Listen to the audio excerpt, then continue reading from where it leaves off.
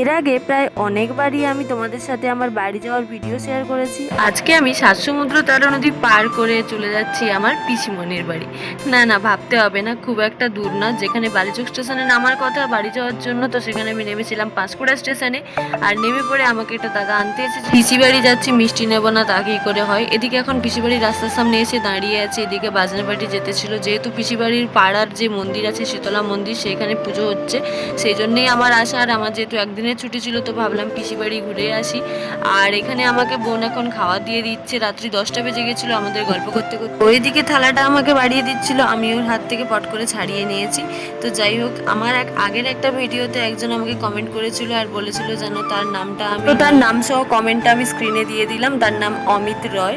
Thank you Amit রয়, আমাকে এত সুন্দর কমেন্ট করার জন্য। আর তোমার নামটাও আমি নিয়ে নিলাম। আচ্ছা, আমার মতো তোমাদের কার কার অবস্থা একটু বলো তো।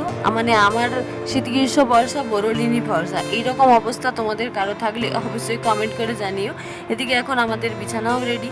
তো আমাকে এখন প্রচুর পরিমাণে ঘুম পেয়েছে। এই কদিন প্রচুর চাপ গিয়েছিল, তো তাই জন্য আমি পিসিকে তো বলেই দিয়েছি কালকে আমি 10টার আগে উঠবো না। তো চলো টাটা, আজকের মতো এখানেই।